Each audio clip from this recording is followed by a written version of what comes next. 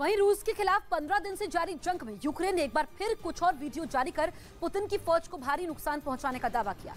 Ukraine के मुताबिक रूस अलग अलग शहरों में मिसाइलें दाग रहा है, तो वो भी पलटवार करने में पीछे नहीं है। और इसी बात के सबूत के तौर पर उसने कुछ और वीडियो जारी किए। एक वीडियो में सड़क पर एक रूसी टैंक जाता दिखाई दिया, जिस पर यूक्रेन की सेना ने हवाई हमला किया। सड़क पर फुल स्पीड से जा रहे रूसी टैंक पर जैसे ही बम गिरा, उसके 2 टुकड़े हो गए। हमला इतना जोरदार था कि देखते ही देखते टैंक आग की लपटों के बीच घिर गया और आसमान में धुएं का गुबार छा गया। यूक्रेन की ये दिखाने की कोशिश है कि उसके पलटवार से रूस की सेना को काफी नुकसान हो रहा है। इसी कड़ी में जारी किए गए एक दूसरे वीडियो में दिखाई दिया कि किस तरह से यूक्रेन ने रूसी सैनिकों के ठिकाने को ध्वस्त किया। हमला इतना जोरदार था कि जैसे ही धमाका हुआ, कान फाड़ देने वाली जोर की आवाज सुनाई दी।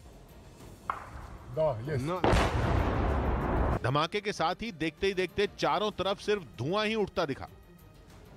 रूस यूक्रेन पर लगातार बमबारी कर रहा है। इसी भीषण बमबारी के बीच यूक्रेन की राजधानी कीव और सुमे से 80,000 से ज्यादा लोगों को सुरक्षित स्थानों पर पहुंचाया गया है। 2 दिनों में सुमे से जहां 60,000 से ज्यादा लोगों को निकाला गया है, वहीं कीव से करीब 20,000 लोगों को सुरक्षित जगहों पर पहुंचाया गया है। यूक्रेन की सरकार ने वीडियो पोस्ट करके इस बात की जानकारी दी है। रूस की यूक्रेन के शहरों पर लगातार मिसाइल हमले कर रहा है। रूस के हमले यूक्रेन के मकान और शहर मलबे में तब्दील होते जा रहे हैं। ताजा वीडियो मारिउपोल का है, जहां रूस के सैनिकों ने रेस्क्यू ऑपरेशन में बाधा डालने के लिए बिल्डिंग को बर्बाद कर दिया, लेकिन यूक्रेन के सैनिकों ने हार नहीं मानी, बचाव का काम जारी रखा। यूक्रेन की सरकार ने वीडियो जारी करते हुए कहा कि मारिउपोल कभी हार नहीं मानेगा और यूक्रेन के सैनिक असली हीरो हैं।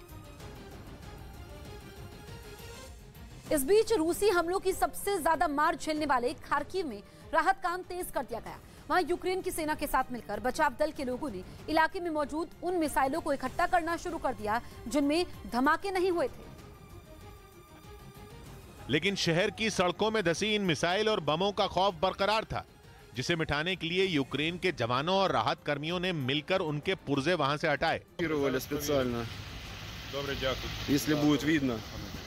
खार्किव उन इलाकों में शामिल था जहां रूस की सेना पर सबसे ज्यादा हवाई हमले करने का आरोप लगा।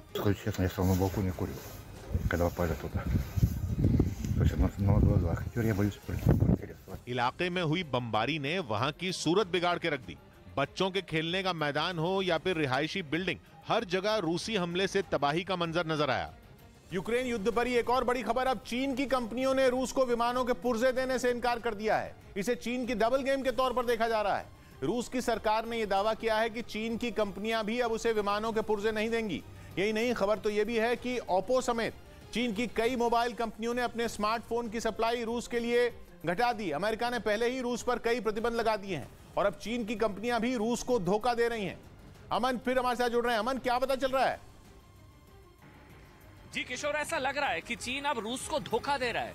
वो चीन जो शुरुआत से रूस के साथ खड़ा था, अब हो यह रहा है कि पूरी दुनिया में रूस पर सैंक्शंस लगाए जा रहे हैं, अमेरिका की तरफ से सैंक्शंस लगाए जा रहे हैं, आर्थिक प्रतिबंध लगाए जा रहे हैं, कई कंपनियां बैन कर दी गई हैं और पूरी दुनिया से सैंक्शंस रूस पर लगाए जा रहे हैं। उससे चीन के होश उड़ गए हैं। अब चीन रूस के साथ खड़ा नजर नहीं आ रहा है एक तरीके से।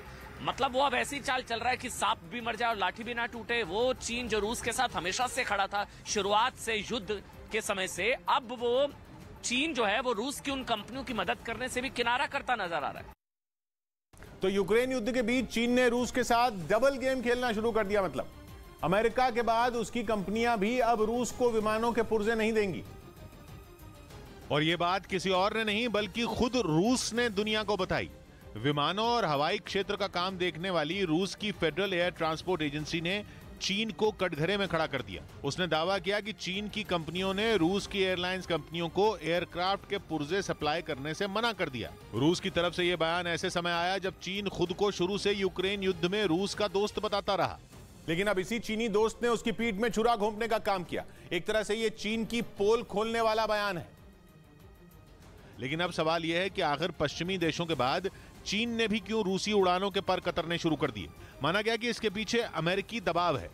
एक दिन पहले भी अमेरिकी खुफिया एजेंसी CIA ने ताइवान पर नजर लगाए बैठे चीन को इशारों में नसीहत दे डाली थी। I think President Xi and the Chinese leadership are a little bit unsettled by what they're seeing in Ukraine. They did not anticipate the significant difficulties the Russians were going to run into. I think यानी इसका मतलब था कि रूस का जब इतना समय यूक्रेन की जंग में बीत गया तो चीन के लिए भी ताइवान की ताकत से लड़ना आसान नहीं होगा, वो भी तब जबकि अमेरिका वहां भी ताइवान के साथ खड़ा है।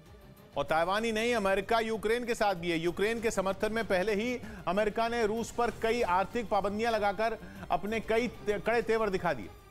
उधर अमेरिका और ब्रिटेन समेत कई पश्चिमी देशों ने पिछले दिनों अपना हवाई क्षेत्र रूस के लिए बंद कर दिया था। यही नहीं, इन देशों ने आर्थिक पाबंदियों के अलावा रूस को विमान और इसके पुर्जे देने पर भी रोक लगा दी। इसका असर यह हुआ कि अमेरिकी कंपनी बोइंग ने रूस को नए विमानों की सप्लाई नहीं करने का फैसला लिया। और जब रूस को अमेरिका से विमान मिलेंगे नहीं और चीन विमानों के पुर्जे देगा नहीं तो पुतिन करेंगे क्या? इसका तोड़ भी पुतिन की सरकार ने निकाल लिया। रूस की मीडिया के मुताबिक इसके लिए रूस की सरकार की नजरें भारत और तुर्की पर टिक गईं। यानी चीन की कंपनियों का रूस को इनकार करना भारत के लिए फायदे का सौदा साबित होगा। रूस अब भारत जैसे देशों से विमानों के पुर्जे लेने की तैयारी में जुट गया।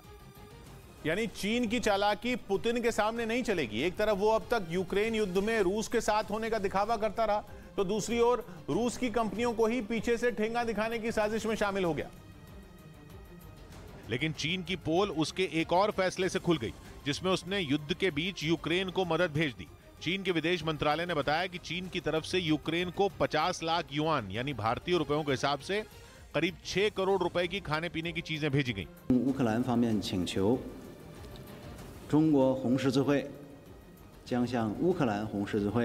यही नहीं, खबर तो यहां तक है कि ओप्पो समेत चीन की कई मोबाइल कंपनियों ने अपने स्मार्टफोन रूस भेजने कम कर दिए।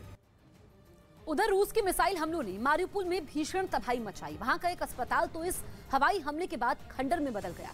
पिछले कुछ दिनों से रूस इस शहर पर कब्जा करने की जंग लड़ रहा है, जिसके लिए वो लगातार मिसाइलें बरसा रहा है। जिसका एक वीडियो भी सामने आया, जिसमें वहां के एक अस्पताल को निशाना बनाकर रूसी सेना ने मिसाइल दागी, जिससे वो इलाका थर्रा उठा।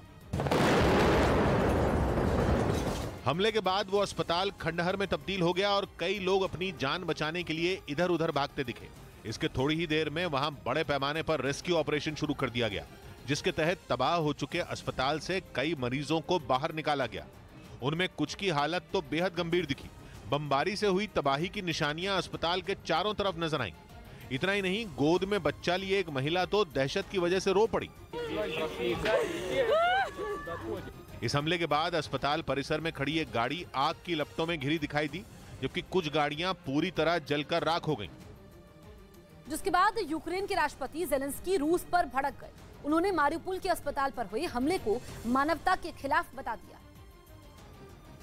जिसका जवाब रूस ने भी दिया और उसने आरोप लगाया कि जिस अस्पताल को निशाना बनाया गया वो यूक्रेन के सैनिकों का ठिकाना था।